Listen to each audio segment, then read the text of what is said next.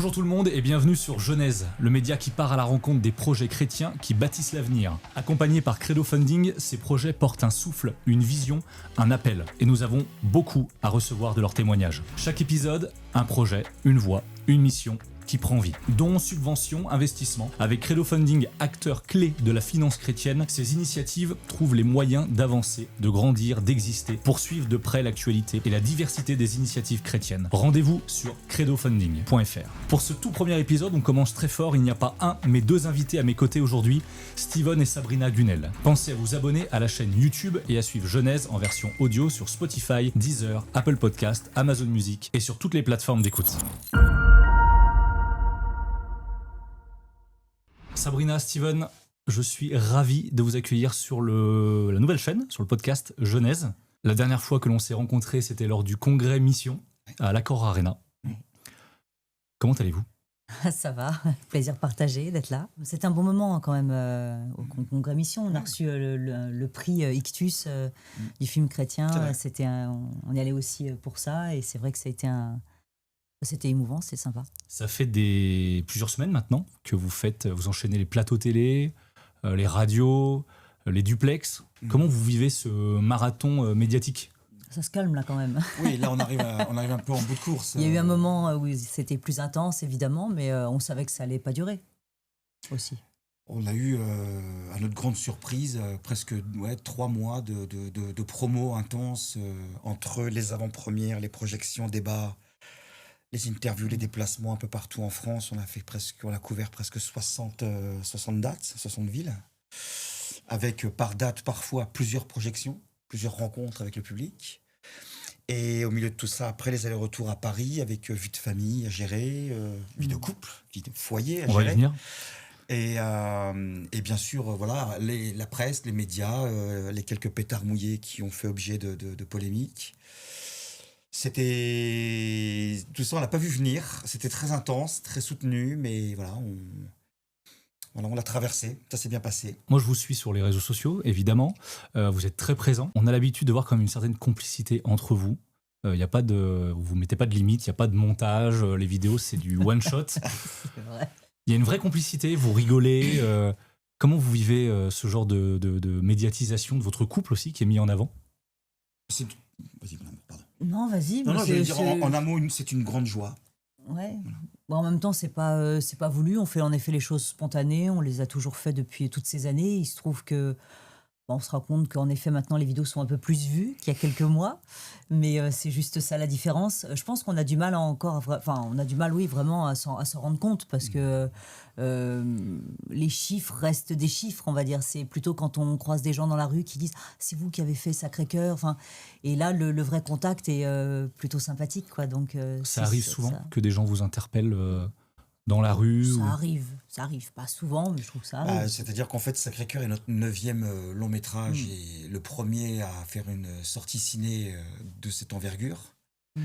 On a eu quelques dates sur le précédent avec une seule chaire, mais c'était encore un visa temporaire, c'était plus compliqué. Donc on a quand même sillonné la France dans une petite 50aine de villes.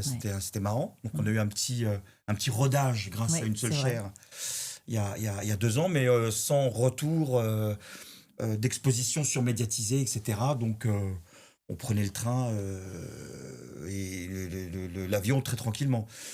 Sacré-Cœur, c'est très drôle ce qui se passe. C'est parce que se retrouver à signer des autographes ou à faire des selfies dans le train, dans les avions, dans les aéroports, c'est parce que un autre monde. Steven est très reconnaissable aussi. Ouais. Voilà, une forte identité. Voilà, c'est ça. C'est-à-dire qu'avec ses longs cheveux. C'est toi aussi qu'on drague un petit peu. Ça joue beaucoup les longs cheveux. Oui, visiblement, oui. Oui. Visiblement. Je vais évoquer vos parcours croisés, parce que vous avez beaucoup de similitudes dans vos parcours. Et je vais commencer par toi, Steven. Tu parles souvent de ta jeunesse comme une succession d'échecs, avec notamment cette blessure de ton papa qui a quitté le foyer, le cocon familial quand tu étais très jeune. Est-ce que c'est ce manque qui a façonné en toi cette quête d'absolu ? Inévitablement, je pense, oui. Il n'y a pas de... Et ce besoin de créer, même. Mais en fait, il y a 2 héritages, en fait. Il y a un héritage profondément artistique de la part de mes parents, Parce que même si papa nous a quittés quand j'étais petit, au cours des années, en grandissant et jusqu'à l'âge adulte, les rares occasions que j'ai eues de le recroiser, c'était quand il était en train de préparer un spectacle, un concert. Donc je le voyais sur scène avec son groupe de rock. Et voilà. J'ai eu l'occasion de le voir aussi plusieurs fois à la télé parce que je vais te livrer un scoop.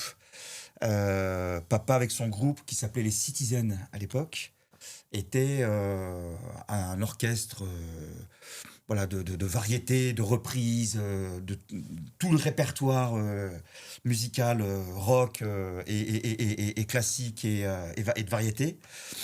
Papa a fait un tube. Dans les années 80, c'est eux qui ont chanté et interprété le générique de Interville, Shanana. D'accord. Voilà. Donc là, je vais pas te la faire. Mais voilà, Moi, je peux te la faire si tu veux. Non, je t'interdis.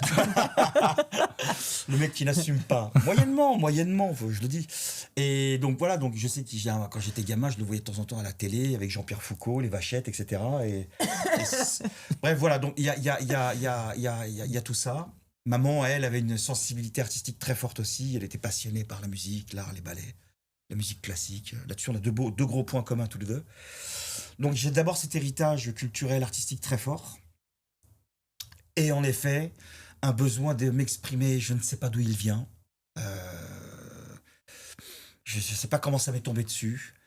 Par le dessin, par la peinture, par la danse plus tard, par le chant, par les fêtes de fin d'année à l'école, les crèches, tu sais, pas les crèches, les kermesses, où tu improvises des spectacles, tu fais des sketchs, en colonie de vacances aussi. T'as toujours été force de proposition. Je sais pas pourquoi. Ça m'est tombé dessus. Et puis, alors, ça, c'est donc l'autre part, cette soif d'être aimé. Donc, la reconnaissance, Papa, tout ça. le manque de reconnaissance, le manque d'amour, le manque le fait de ne pas être engendré par celui qui a contribué à me mettre au monde, qui m'a donné la vie. En effet, peut-être que tout ça m'a profondément habité depuis mon enfance et que je retrouvais en effet dans le fait d'être sur scène ou devant du monde et de m'exprimer une forme de joie, une forme de plénitude. Et un accomplissement. Et d'une certaine manière, un peu un accomplissement, ouais, voilà. Et en parallèle, Sabrina, à l'âge de 10 ans, tu demandes le baptême. Oui. Tu vis une grande émotion. Oui. Et puis, plus rien. Parce qu'en fait, ta famille ne suit pas, ne t'amène pas à la messe. Oui, c'est vrai. Comment tu as vécu ce contraste entre ce désir intérieur et puis une sorte de silence spirituel autour de toi ? Étonnamment, très bien. C'est vrai que là, c'est la partie spirituelle. Voilà, on pourra parler, si tu veux, de la partie artistique également. Mais c'est vrai que depuis petite, mes parents ne m'emmenaient pas à la messe. Donc, j'allais dire, c'était presque une habitude. Donc, ça ne m'a pas beaucoup changé. C'est vrai que quand j'allais au catéchisme, je participais quand il y avait telle ou telle chose, etc. Enfin, voilà, j'avais cette rencontre régulière qui a d'ailleurs été un catéchisme relativement pauvre. On ne peut pas dire que... j'ai découvert bien plus tard la présence réelle dans l'Eucharistie. Donc ça s'est fait bien plus tard. Mais c'est vrai que j'ai eu en effet cette forte émotion le jour de mon baptême, sans vraiment savoir l'expliquer. Mais cependant, depuis toute petite, j'ai toujours eu cette relation, en tout cas, avec Dieu, cet émerveillement de la nature. On est, comme dit Steven, on est tous les deux des contemplatifs. Donc en fait, après, c'était ma vie toujours avec lui, toujours avec ce cœur à cœur, comme j'avais eu plus jeune, mais en effet sans sacrement. Ouais. Cependant, j'ai quand même poursuivi tout ce que je pouvais faire, j'allais dire, dans le sillage de l'Église. Donc même au collège, j'ai fait ma profession de foi, ma confirmation. Voilà, j'allais dire que je suis allée au bout de tous les diplômes. Voilà, de tout ce qui était faisable. Et puis après, après la confirmation, débrouillez-vous, c'était à peu près ça, en tout cas, le ressenti. Voilà, Système D. Il y avait plus rien, donc. Mais c'est vrai que ça m'avait accompagné quand même tout ce temps, quoi. Mais oui, ça a été une longue traversée du désert. Ouais. Même point commun d'ailleurs, en relisant et en t'écoutant, là, étrangement, ça me vient. Comme quoi, tu vois, à témoigner, on en réapprend tous les jours, à chaque fois. C'est un puits sans fond, la grâce. Vraiment. En fait, on arrive tous les deux, enfin, on revient tous les deux plutôt, géographiquement de deux opposés. C'est-à-dire que moi du sud de la France, Sabrina de la région parisienne. Voilà, qui fait qu'à un moment donné, hop, on serait pas. Mais tous les deux, on revient de 2 lieux géographiquement, mais au niveau spirituel, mais d'un désert. Au niveau de la spiritualité de l'Église, hein, du christianisme, Tout à fait. je parle. C'est là où je voulais en venir. Maman avait la foi, mais elle, c'était plutôt l'ésotérisme, c'était un autre délire. Et papa, lui, c'était plutôt la philosophie, la littérature, une spiritualité très personnelle. Voilà. Mais c'est vrai qu'on revient quand même tous les deux de 2 lieux où la présence de l'Église est totalement néante, quasiment. Quasi néante, en fait. Exactement. À Paris, je pense pas, mais en tout cas, j'étais pas dans le milieu peut-être qui convenait. Mes parents sont pas anticléricaux, hein. Mes Oui, je parents, parle, quand je dis Paris, mes mon parents amour, sont. pardon, je te coupe, quand je dis Paris, je dis dans ton lieu géographique familial. Moi, c'était un lieu géographique, vraiment la Côte d'Azur, pour le coup, c'était vraiment désert, Oui. à part le clocher du village que tu entends de temps en Bien temps, sûr. mais ça s'arrête là, tu vois. Tandis que moi, je pense que c'était très vivant. C'est juste que mes parents, eux, se disent catholiques de culture. Oui, Voilà. tout à fait. Juste, voilà. Et c'est vrai qu'ils avaient un ami brésilien qui réclamait en fait mon baptême depuis toute petite. Mais c'est vrai que quand ils sont allés voir le curé, quand j'avais quoi, à peu près 3 ans, le prêtre leur a dit non mais maintenant elle est trop grande, il va falloir attendre le catéchisme. D'où en fait ma demande plus tard. Mais j'aurais pu passer à côté, j'aurais pu dire non, j'ai pas envie de me baptiser. Voilà, donc ils n'étaient pas contre, ils m'ont quand même inscrit au catéchisme. Mais c'est vrai que voilà, eux ne souhaitaient pas me baptiser bébé, soi-disant, pour me laisser libre de La liberté de choisir, choisir, etc. le cheminement Vous savez, de voilà. chacun. Certainement, voilà. Ouais. Et en parallèle, Steven, toi, c'est une rencontre Sainte Rita. Est-ce que tu peux nous en dire un petit peu plus? Tu avais 25 ans. 25 ans, au fond du trou, au bord du suicide, après une expérience artistique compliquée, que j'ai mal vécue pendant 2 ans et demi, 3 ans, avec ce boys band à Liège, où on était les rois du monde, en fait. Et j'ai vraiment vécu l'enfer, alors qu'on avait tout pour être heureux. La gloire, la célébrité, la scène, les fans, l'argent, bien évidemment, tout. Malgré tout ça, en fait. Et malgré tout ça, on peut le dire aujourd'hui, il y a prescription. Il s'est passé 30 ans depuis. Je le dis sans malaise. C'était l'enfer, quoi, au sein du groupe. On s'entendait pas du tout. C'était très compliqué entre moi et Quentin. C'est des rivalités. C'était vraiment des réalités. Putain, mais Des c'était rivalités. Rivalité, absolument, pardon. Réel, donc. Ouais, réel, ouais. Et stupide et débile. Et voilà. Et je voyais bien que j'avais signé un contrat, comme les 3 autres. Plutôt l'habitude de honorer ma parole. Et une fois que j'ai signé, je vais jusqu'au bout. Tu vois. J'ai été éduqué avec ces valeurs-là. De courtoisie, de politesse, d'honorer ses promesses, etc., etc. Bref. Donc, on avait signé un contrat de 3 ans. Il s'est passé 3 ans. À la fin, il n'a pas été renouvelé. Donc, c'est comme ça que ça s'est arrêté, en fait. D'accord. Tout simplement. Et puis, de toute façon, il y en avait un du groupe qui s'était déjà barré. On avait essayé, à la fin, de continuer à 3, mais en vain. Et bref, voilà, ça se délitait. Donc là, ça a été l'enfer derrière, parce que la traversée du désert, boys band au fer rouge sur la gueule, donc pas de carrière musicale, pas de carrière comédien, le cinéma t'oublie, les théâtres t'oublient. C'est la chute. Chute, surendetté, parce que voilà, quand t'es jeune et con comme j'étais, moi je pensais que 100 balles, tu les gagnes, c'est pour toi. Non, quand tu gagnes 100 balles, t'as que 50 balles pour toi. Pas l'éducation. Voilà, donc j'avais pas le réflexe, j'avais pas la structure, la mentale, machin, et puis je flambais, je faisais plaisir à tout le monde. Bref, j'exile, tu vois, parce que je quitte la France, parce que je m'en sors pas à Paris, et que on me regarde dans la rue, tu vois, comme si j'étais une bête, voilà, donc je me tire. Voilà, et j'essaye, tant bien que mal, d'essayer de tenter des choses à Londres. Bien évidemment, je tente que dalle.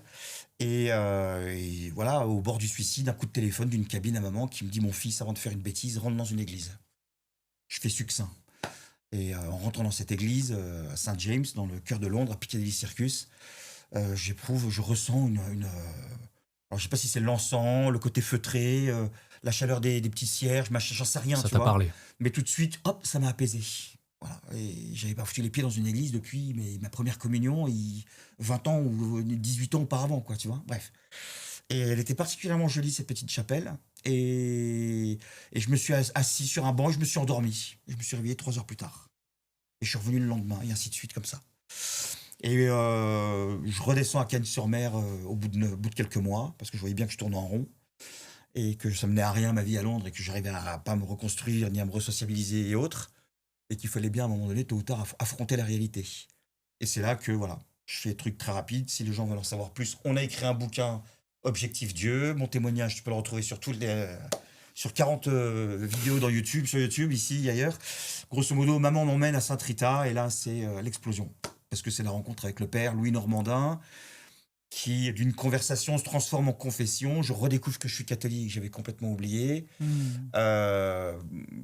Première nouvelle communion, l'Eucharistie. La lecture du jour, c'est la parabole du fils prodigue. Évidemment. Moi, je suis transpercé, évidemment, traversé. Et je sors de cette église complètement changé. C'était il y a 25 ans, ça ne m'a jamais quitté. Voilà.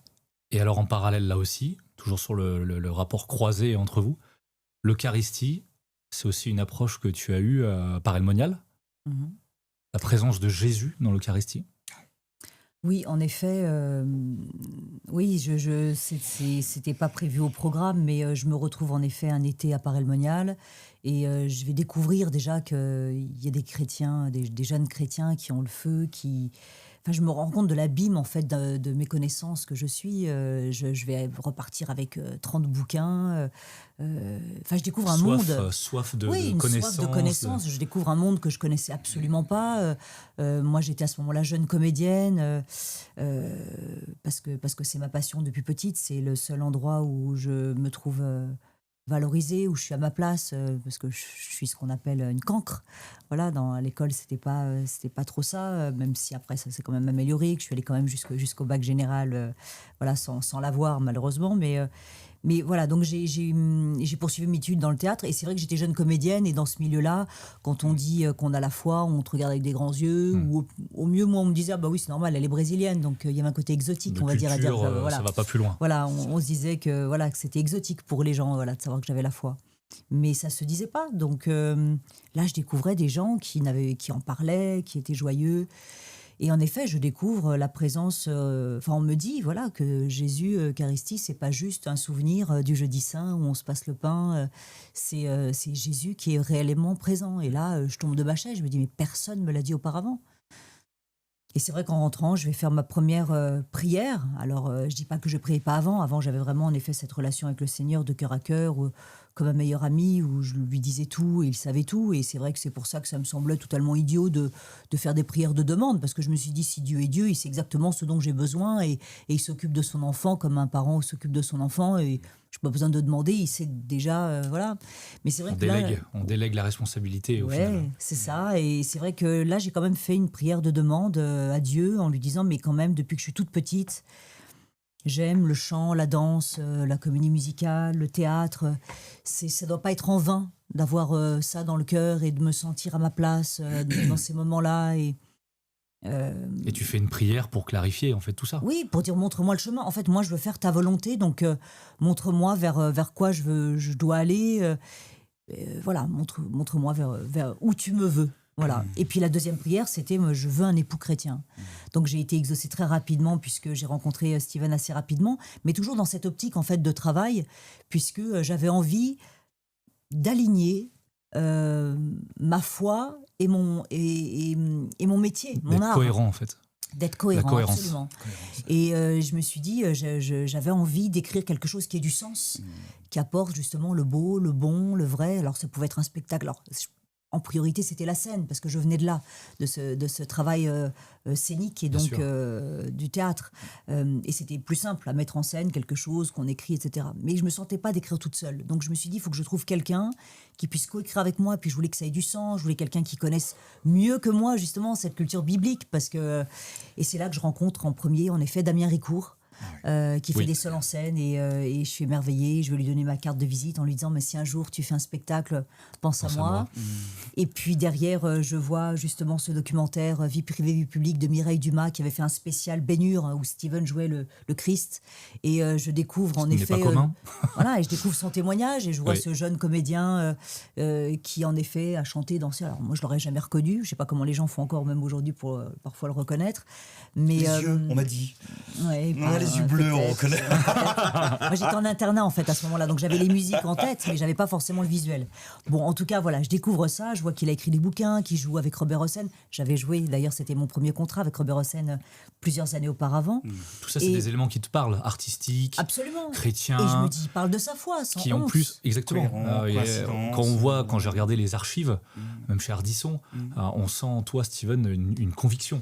Ouais. Alors ça vient aussi de ton parcours, des faiblesses que tu as pu vivre aussi, mais ça te donne ta force. C'est ça. On le sent vraiment à chaque intervention. C'est ça. Et donc, je me suis dit, c'est lui que je dois rencontrer parce que dans ce métier, tu rencontres quelqu'un qui va te présenter quelqu'un donc moi, je ne savais pas du tout où il en était dans sa vie. Je ne savais pas si il aurait eu envie d'écrire une pièce avec moi, mais que sais-je. Mais en tout cas, je me suis dit, lui, étant donné qu'il a la foi, il parlait, qu'il avait des contacts, je me suis dit, il doit certainement connaître quelqu'un pour amener à bien ce projet. Et c'est vrai que je contacte l'assistante de Robert Hossein que je connais bien. Et quand elle me rappelle en me disant, bah voilà son numéro, j'ai vraiment compris cette phrase d'évangile qui dit, voilà, quand on est poussé par l'Esprit Saint. J'ai vraiment senti, je me suis dit, si je le fais pas maintenant, je le ferai jamais. Et je compose le numéro, mais sans savoir même ce que j'allais lui dire, parce que j'avais pas écrit un iota de ligne, etc. Je me retrouve un peu toute bête au téléphone. Mais on va finir par se rencontrer. Bon, je vous laisserai, en effet, comme dit Steven, lire ça dans notre bouquin, parce qu'on le raconte plus en détail. Et c'est vrai que cette rencontre va déboucher plutôt sur, en tout cas dans un premier temps, sur une histoire d'amour.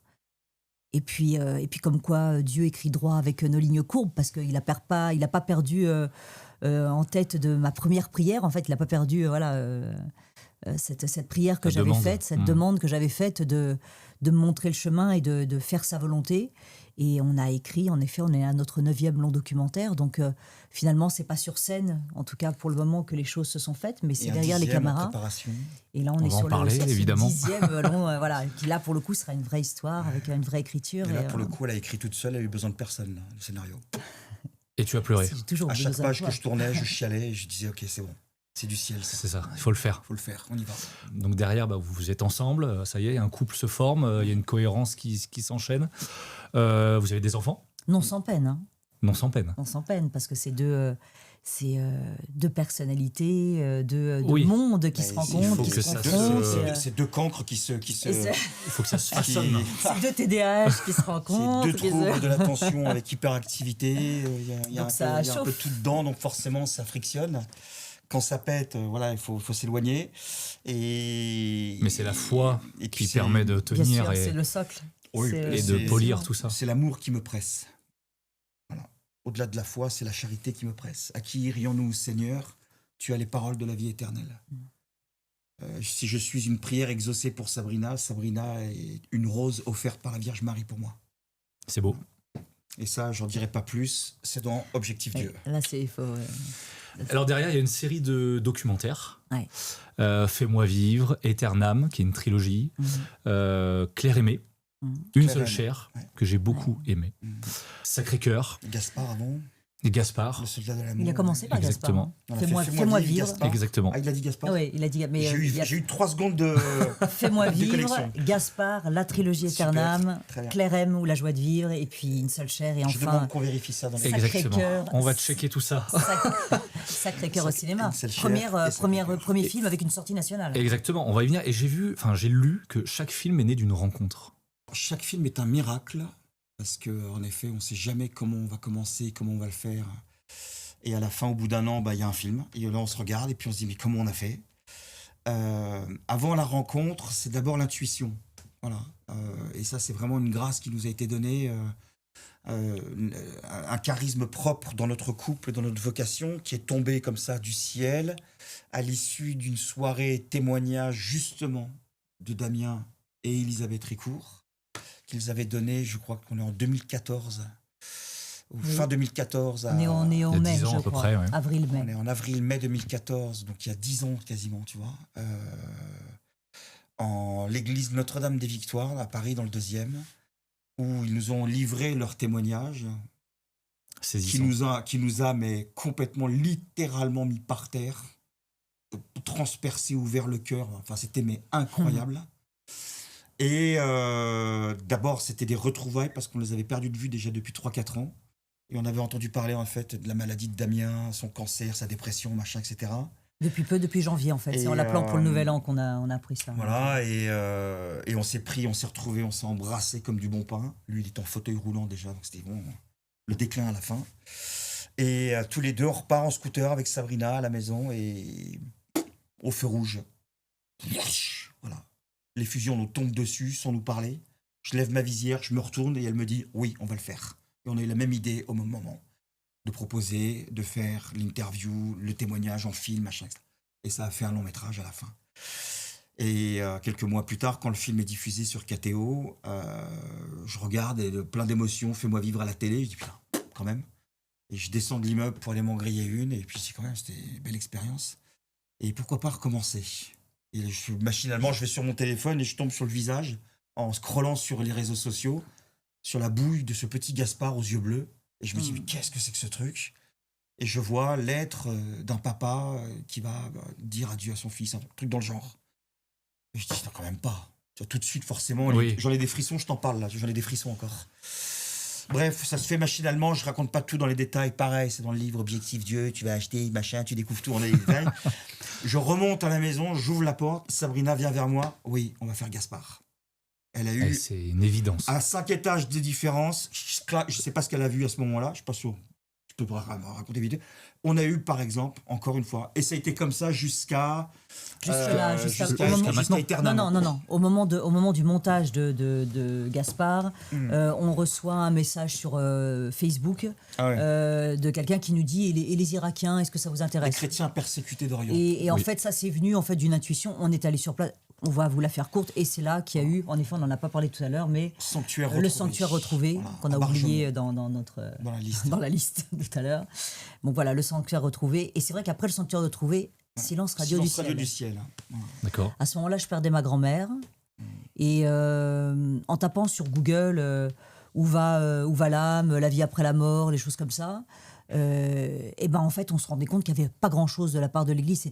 On tombait que sur des sites ésotériques. Tu tapes vie éternelle sur Google, les 20 premières pages, c'est le bouddhisme, le chamanisme, les machins, la culture africaine, la culture asiatique, t'as toutes les cultures du monde, il n'y a pas de lézard. Hein. Et puis t'as loin l'Église. Voilà. C'est quand même fou, quoi. C'est quand même le Seigneur, Jésus, je suis la lumière du monde. Qui marche avec moi ne marche pas dans les ténèbres, mais aura la lumière de la vie. Et en relisant ce qu'on avait fait, on s'est dit, mais depuis le début, qu'est-ce qu'on raconte jusque-là? On raconte justement cette vie éternelle. Donc, cette espérance, voilà. La foi dans la persécution, la foi dans le deuil, la foi dans la perte de l'être cher, la foi dans les épreuves, quelles qu'elles soient, etc. C'est pour nous dire quoi au final? C'est pour nous faire grandir en sainteté, parce que derrière, c'est la vie éternelle qui nous attend. Sûr. Et donc, c'est dans cette Église qui nous nourrit par Jésus. Parce qu'il est la vie éternelle. Je suis venu pour vous donner la vie éternelle, en fait. Tu vois? Donc, par Jésus, premier épisode, Eternam 1, la vie du monde à venir, Eternam 2. Et puis, en donnant le DVD à un des protagonistes. C'est un accessoire. Oui, mais c'est lors d'une messe, parce que c'était pas prévu, la trilogie. On devait en faire qu'un. Oui. Et c'est après que, voilà... On va voir Monseigneur au petit, je vais lui donner le DVD. Pour le remercier. Et c'est la messe de l'Annonciation. C'est la messe de l'Annonciation, et en pleine liturgie, j'écoute la parole de Dieu. Voici que Dieu envoya l'ange à Marie. Et là, j'ai vu l'Esprit Saint, et j'ai vu Marie, et j'ai vu dans l'Esprit Saint Eternam 2, la promesse, et Eternam 3, la porte du ciel. Voilà. Donc le deuxième volet, c'est avec l'Esprit Saint, parce que c'est l'Esprit Saint qui nous sanctifie par les sacrements, l'Église, et tout au long de notre vie de chrétien dans le monde, de catholique. La confirmation, et toute l'Eucharistie, les grâces, la confession, tout ça. L'effusion de l'Esprit Saint, quand tu l'appelles à un moment donné, tu vois, viens Esprit Saint, viens embraser ma vie, viens embraser mon cœur. Et troisième volet, la première en chemin qui nous prend par la main et qui nous conduit à la vie éternelle, Marie. Voilà. Comment Marie? Pourquoi? Quel est l'intérêt de la prier maintenant et à l'heure de notre mort? Voilà. Pourquoi il y a ça? Pourquoi il y a cette prière? Voilà. Et c'est vrai qu'un des témoins de la trilogie nous a parlé de Claire M, en fait, parce qu'elle connaissait la famille. Elle dit, voilà, apparemment, elle serait dans les tuyaux pour, en odeur de sainteté. Il faudrait la faire connaître, il faudrait un film. Et j'ai pensé à vous. Bon. Première personne porteuse d'une trisomie avec un potentiel de procès de béatification. Ouais, ce serait merveilleux dans ce monde. Incroyable. Mais c'est lunaire. Enfin, il n'y a que l'Église pour proposer des trucs comme ça. Quoi. Il n'y a que le Christ qui est capable de proposer des histoires pareilles. Il y a un projet que vous n'avez pas encore fait, que vous avez repoussé. Oui. Ah, C'est un film sur Arnaud Beltrame. ouais. Eh ben, Marielle est... Est-ce qu'il va sortir ce film? Marielle est en interview, on rentre en contact avec Jean-Baptiste, le père Jean-Baptiste Golfier de l'Abbaye de la Grâce. Sur Eternam 3, Marie la Porte du Ciel. Petit mail. Voilà, on est en train de préparer Eternam 3 avec la Vierge Marie.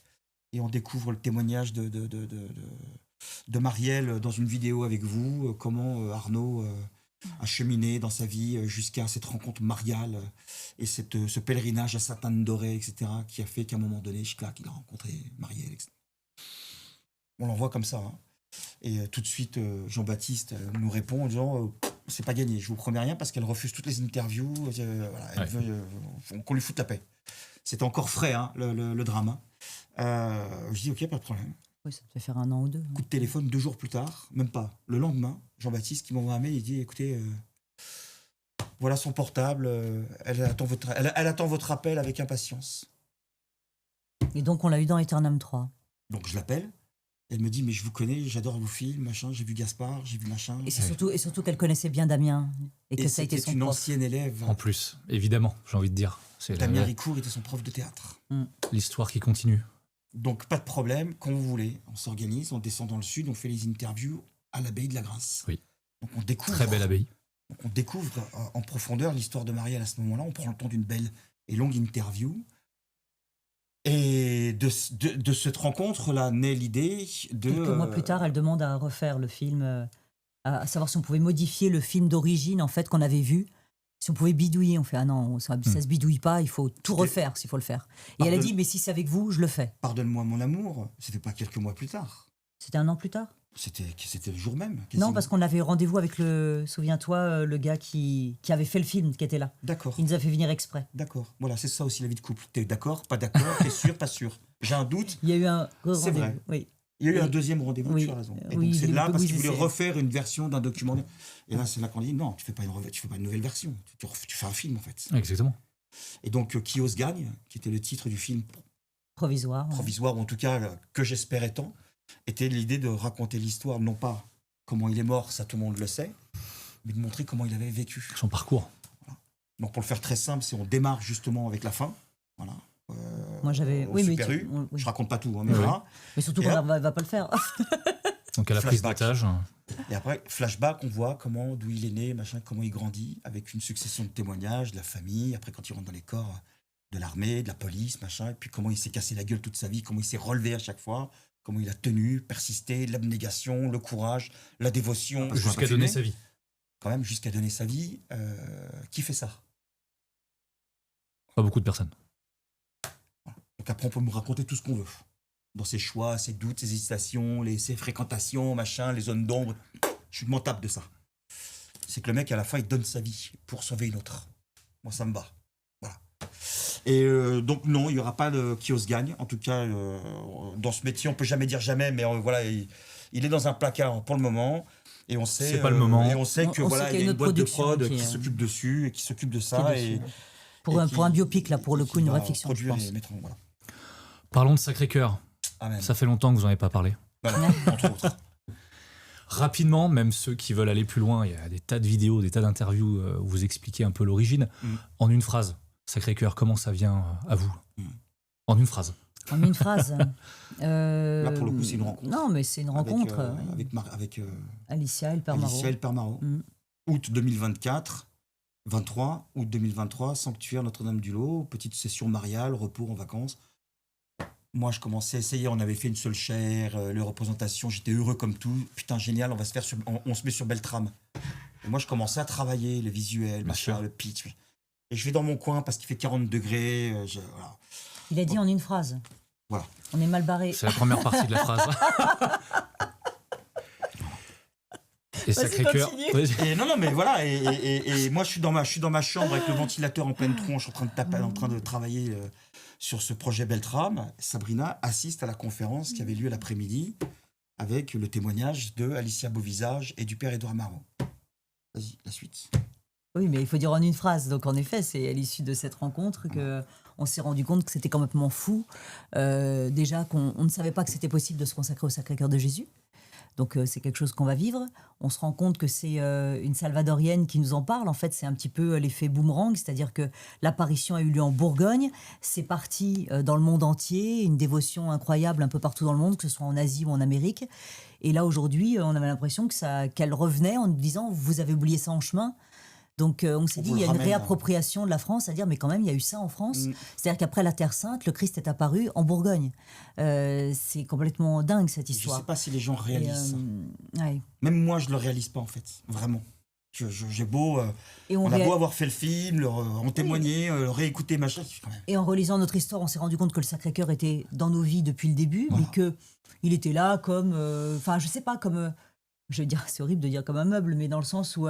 on ne se rendait pas compte en effet de la profondeur de tout ça et du message et qu'on était vraiment dans le cœur de Jésus, quoi. Après, le discernement, c'était de savoir est-ce que c'était pour nous, pour notre couple, pour notre famille, ou est-ce que c'était en vue d'un film. C'était quand même pas tout à fait pareil. Tous les signes qu'on recevait. Donc on a reçu en effet des signes. Donc oui, c'est vraiment une commande du ciel, là, pour le coup. On a mis voilà. entre cette moi, soirée... je me voyais, Pardon, vas-y, mon amour. Non, c'est vrai que moi, je me voyais pas couper l'herbe sous le pied encore une fois à Steven. On avait décalé une première fois le colonel Beltram pour une seule chair. Là, je savais qu'il avait hâte de démarrer ce projet. Moi, j'étais plus sur la pédale de frein, mais je me suis dit, bon, s'il a cette intuition, allons-y. De toute façon, voilà, parfois, le Seigneur peut parler à l'un ou à l'autre, etc. Oui. Et quand j'ai eu cette intuition, quand Alicia m'a dit, mais j'ai prié pour rencontrer les réalisateurs chrétiens, j'ai tout de suite eu dans le cœur, un peu dans la même façon que l'Esprit Saint m'avait pressé de téléphoner à Steven des années plus tôt pour le rencontrer. Là, je sentais qu'il avait un truc précis avec le Sacré-Cœur. Donc moi, intérieurement, c'était presque... Tu peux attendre un peu qu'on fasse d'abord Beltram ou ça va se passer comment? Mais je me vois pas lui dire, écoute, on va encore décaler ton truc, parce que j'étais un petit peu la rabat-joie dans ce truc-là, et j'ai clairement dit au Seigneur, écoute, moi je dirais rien, donc tu te débrouilles, il faut que tu t'adresses à lui. Voilà. Et puis en effet, il se trouve qu'il a vu des signes que je voyais. Donc, mais que je voulais pas voir, je laissais traîner, j'ai pas envie, de quoi il parle. Qu'est-ce que tu veux qu'on parle du Sacré-Cœur? Je voyais pas le projet. Mais moi non plus, je le voyais pas. Mais je voyais qu'il voulait quelque chose. Voilà. Mais je voyais pas encore le projet. Ça s'est pas fait si. Aujourd'hui, le projet, on le voit. Oui, plus de 465 000 entrées. Ouais. C'est phénoménal. Ça dépasse même des films français. Rien qu'en France. Rien qu'en France. Parce qu'il y a l'Afrique francophone, il y a la Suisse, il y a la Belgique, il y a le Luxembourg. Ouais. C'est déjà Maroc, présent. Tunisie. Le film est déjà présent. Depuis 2 mois déjà. Et à partir du 18 décembre au Liban, et puis après les autres pays l'année prochaine. Mais, le Canada, les États-Unis, l'Italie. Le film est encore en salle en France. Alors en effet, dans moins de salles, plus petites salles. Il y en a qui le réclament, donc c'est en train d'arriver. Bon, en fait, c'est un peu l'offre et la demande. On se rend compte que le cinéma, nous, on pensait que c'était un peu réglé comme du papier à musique, mais on voit que quand le public le réclame, certains cinémas, en voyant les chiffres, se disent « Ok, je vais peut-être le mettre », et ça se fait très bien. Ouais. Dans le docu-fiction Sacré-Cœur, tu joues la Sainte Vierge. Ah oui. Comment c'est possible? Ça vient d'où? C'est une question de budget, on a économisé un cachet. D'où vient l'idée, concrètement? Et puis j'aimerais que tu m'expliques comment on incarne la Sainte Vierge, comment ça se passe. Comment ça a démarré? Je pense qu'au moment du casting, il fallait trouver une Sainte Vierge d'une 50aine d'années. Et je me suis dit, pour une fois, je tombe dans le brief. Donc, je me suis auto-castée en me disant, il n'y avait que quelques scènes. On n'est pas non plus... Et puis, j'ai soumis l'idée à Steven. C'était une évidence. Il a dit, oui, c'est mon métier premier. Donc, c'était une évidence, c'était son job de départ. Elle est comédienne, elle sort des cours périmonie, des grands textes. Steven dans le rôle du Christ il y a 30 ans. Moi, dans le rôle du Christ il y a 25 ans. Sabrina dans la Sainte Vierge. Voilà, on est bon. Comment tu appréhendes ce rôle? Alors, c'est des images de coupe. On ne peut pas dire qu'il y ait le temps d'installer quelque chose. Enfin, vous voyez, c'est vraiment très, très court. Mais c'est vrai que c'était avec plusieurs casquettes aussi. On est à la fois productrice, réalisatrice, etc. Donc là, pour le coup, quand j'étais présente sur le plateau en tant que comédienne, c'est vraiment Steven qui était derrière le combo, derrière l'écran pour vérifier tout. Donc c'est encore une fois un abandon et une confiance de se dire, bon, j'espère que...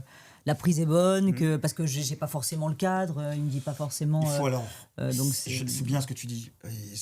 On va le dire pour la première fois d'ailleurs dans ton podcast, donc deuxième exclu, pour que les gens comprennent bien pourquoi et comment on a travaillé ces scènes de fiction, et donc légitime de recevoir quelques critiques méchantes, négatives, où on lit ici ou là que c'est kitsch, machin, que c'était... On a tourné dans des conditions très courtes. Voilà. On a eu la trésorerie in extremis et providentiellement... Un mois avant le tournage. C'était dingue. Donc on a eu 15 jours, si tu veux, pour faire tout le casting. Ça, faut le comprendre, c'est sûr. Faut le prendre en compte, tout ça.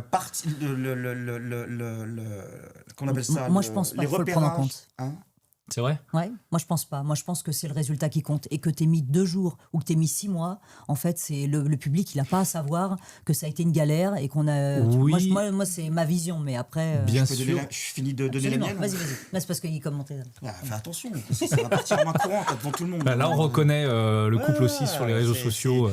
Tu as sans raison. filtre. Professionnellement parlant, tu as tout à fait raison. Le public n'a pas à savoir si on en a chié, si on a pleuré, si on a transpiré ou pas. Ça ne regarde pas, ça. Mais quand même, je vais le dire quand même, parce que c'est un miracle. Donc moi, je parle de miracle. Voilà, c'est tout ce que je dis. Je dis qu'on n'aurait déjà même pas eu la possibilité de le faire. Il s'avère qu'on a eu la possibilité de le faire. On a eu un peu d'argent. Canal+ est rentré dans la boucle à ce moment-là. La trésorerie a mis du temps à arriver et on a eu 3 semaines pour tout organiser. C'est vrai. Et il y a eu un branle-bas de combat de 40 personnes qui se sont mis... C'est énorme. De 40 personnes qui se sont mis en bataillon pour les repérages, les costumes, les lumières, les montages, la déco, l'organisation, la régie, le truc. Faut se rendre compte de ce qu'on a vécu à ce moment-là pendant 3 semaines, où en effet, on n'a pas trop réfléchi. Ah, la Vierge Marie, ouais, tac, nickel, on y va. Donc forcément, scénario ric-rac, pas beaucoup de texte, pas beaucoup de machin.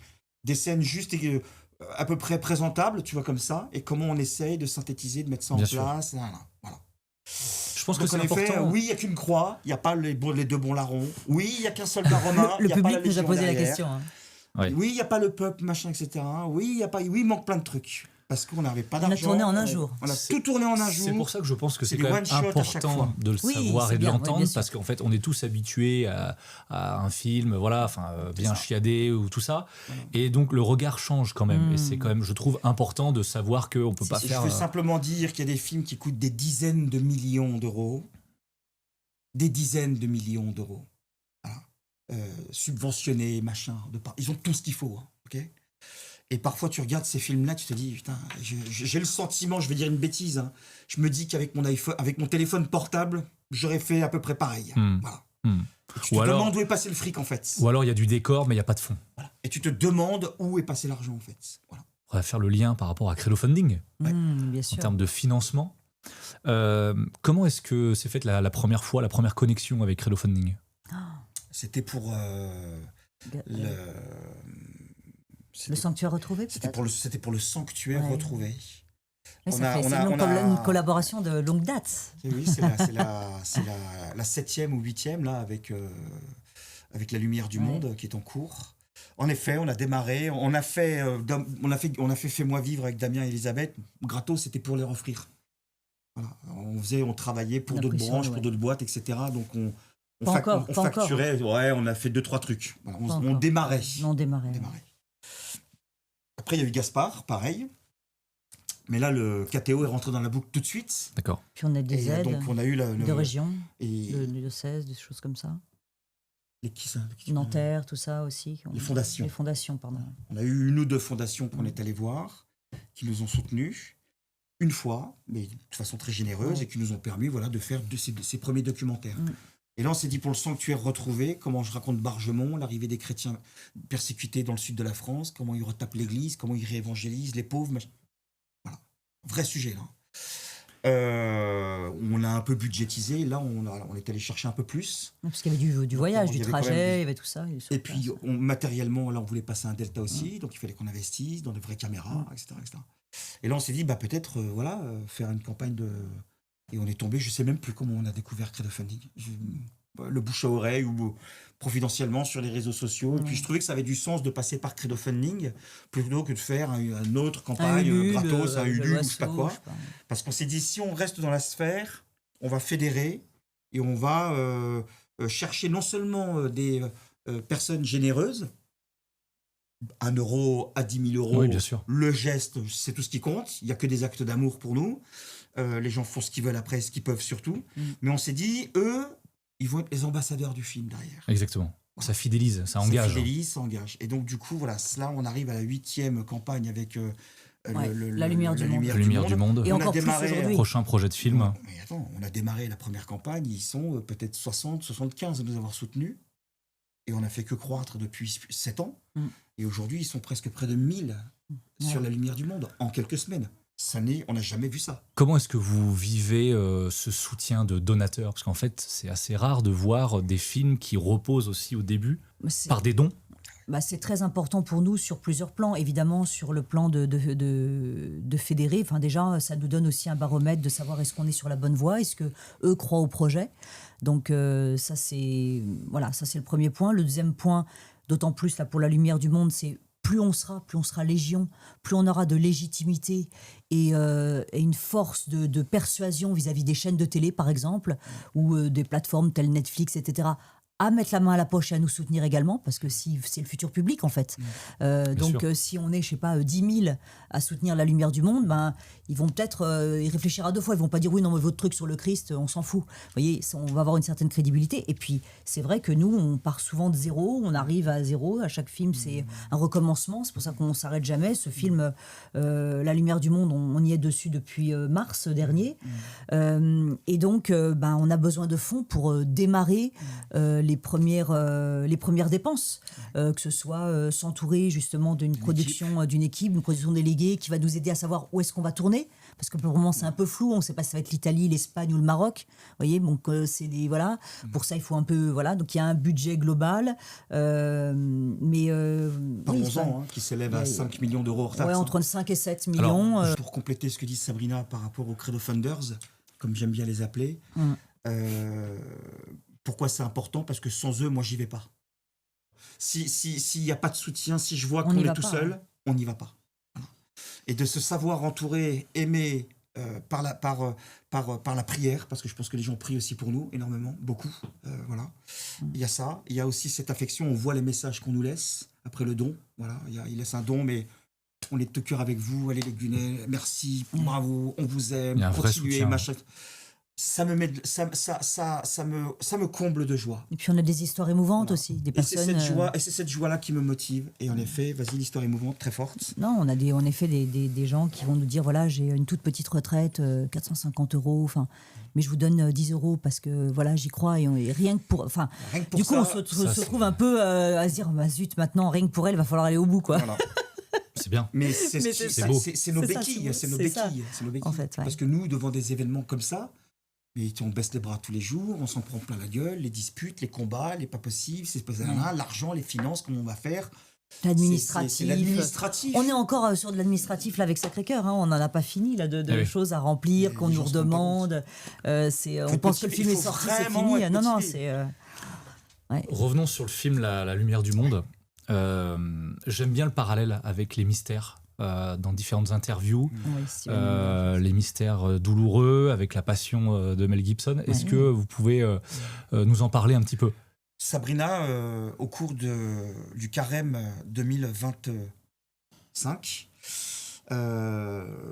effusion de l'Esprit Saint, se met devant l'ordinateur. Après une conversation, on va lui rendre hommage avec le frère Paul Adrien.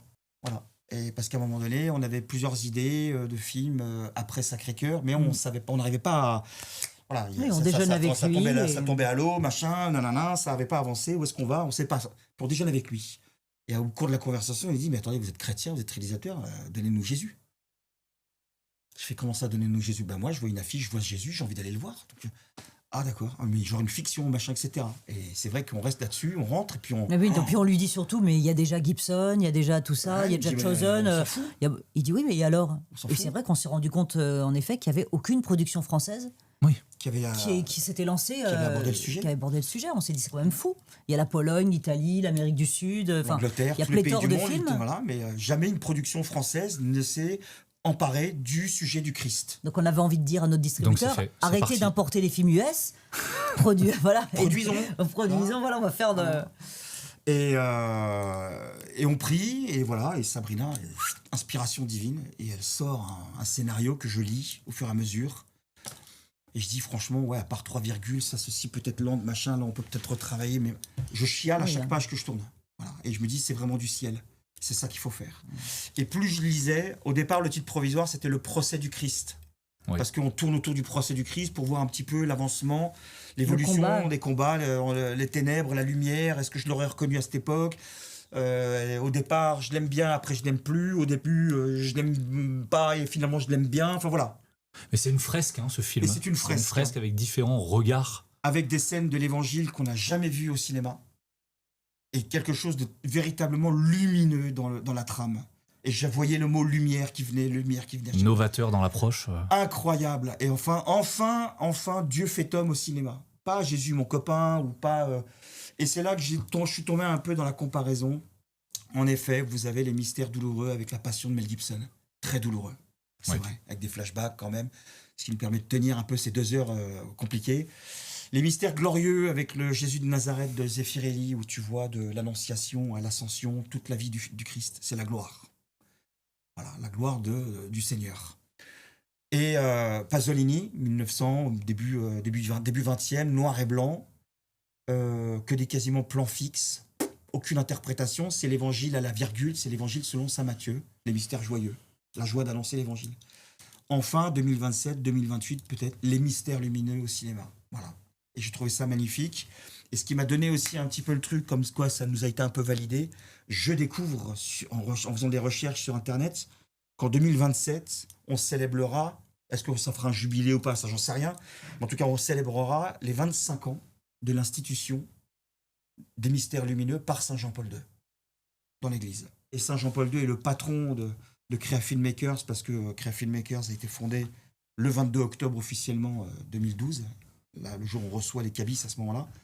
Donc c'est voilà, chaque anniversaire, c'est Saint Jean-Paul II. Est-ce qu'on sera à temps pour ça ? On verra. En tout cas, mais voilà, on y va. Et c'est vrai que c'est arrivé. Et on s'est dit, il faut y aller. Quoi. On lance, on teste. Est-ce que dans La lumière du monde, dans votre prochain film, est-ce qu'il y aura le regard d'un avocat de Jésus ? Je vous dis ça parce qu'on a un petit cadeau. Non.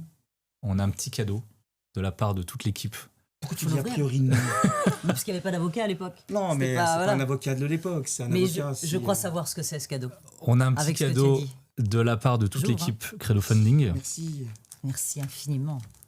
Pour une fois, ça fait plaisir. Qui a été signé par presque toute l'équipe. Alors c'est ça le cadeau.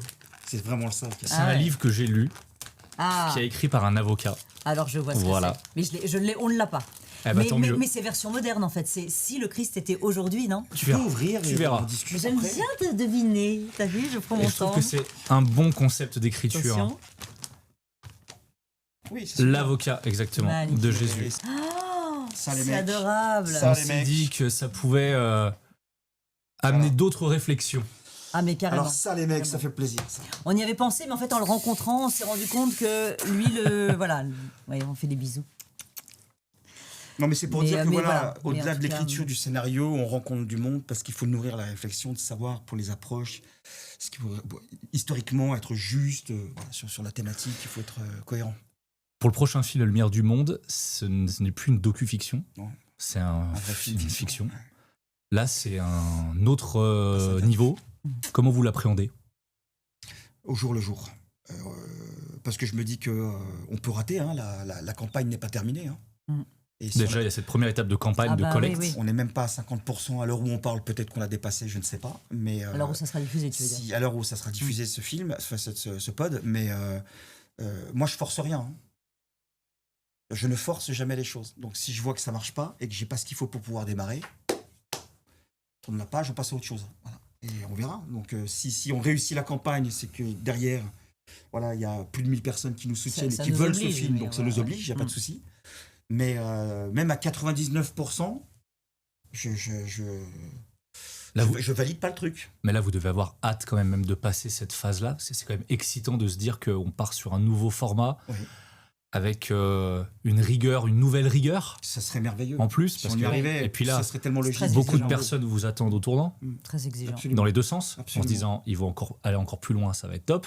Puis d'autres qui vont dire espérons qu'ils n'y arrivent pas.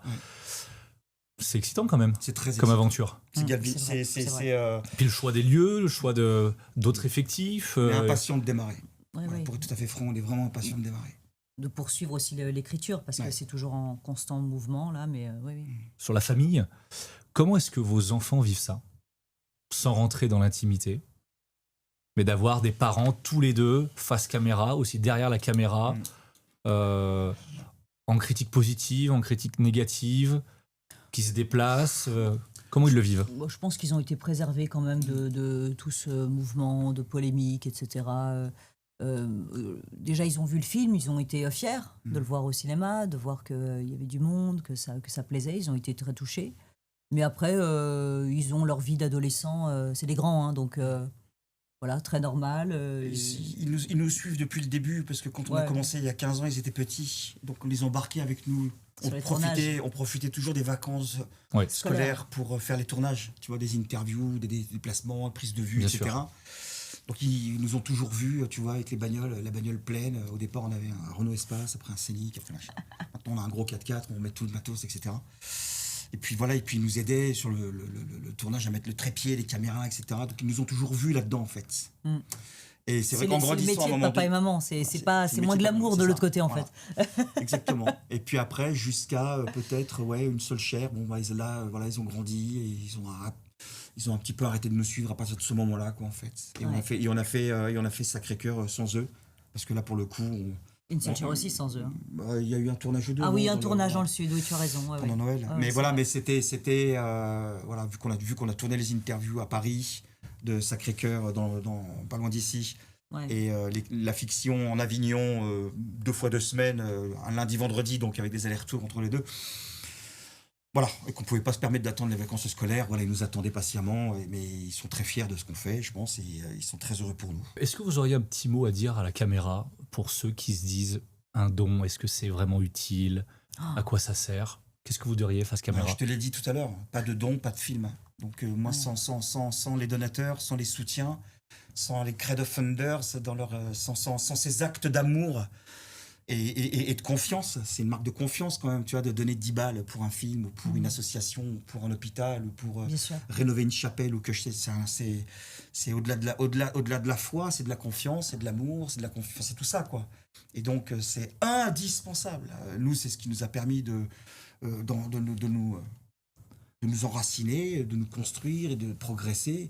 Sans vous, on n'aurait jamais fait tous ces films. C'est clair et net. C'est évident. Et cette fois, étant donné qu'on est sur une pure fiction, donc avec un montant qui est stratosphérique, hein, pour nous, il est évident qu'on a besoin d'avoir une légion derrière nous. Parce que justement, c'est ça qui va convaincre les chaînes. Parce qu'en effet, cette fois, pour nos autres films, on pouvait presque se contenter, entre guillemets, du credo funding, avec bien sûr des aides à droite à gauche en plus. Mais là, 7 millions, c'est impossible. Il va falloir aller chercher les chaînes, il va falloir convaincre Netflix, il va falloir convaincre tout cela, il va falloir convaincre les gros groupes. Et pour les convaincre, on a besoin de vous, on a besoin que vous soyez légion, on a besoin que vous partagiez à mort le lien, parce que plus on sera nombreux, plus... À vie, pas à mort. Oui, à vie. À vie. Vous partagez à fond. Avec amour. Voilà, avec amour le lien, parce qu'en fait, plus on sera nombreux, plus on sera légion, eux, ils le verront comme en effet, c'est le potentiel public qui ira en salle quand le film sortira. Et pour résumer succinctement le projet de cette une campagne, pourquoi on cherche 300 000 euros? On cherche 300 000 euros parce que sur l'année 2026, si on y arrive, c'est d'embaucher toute une équipe de prod exé. Ils sont une quinzaine. C'est des déplacements, c'est du repérage, c'est de l'écriture. C'est de la paperasse. C'est un chantier administratif. Rien que d'y penser, j'en ai des vertiges. Et tout ça, c'est des mois et des mois de boulot pour préparer le film et lancer la production. En amont, si on y arrive en amont, pour préparer la production et démarrer en 2027 si on y arrive. Voilà.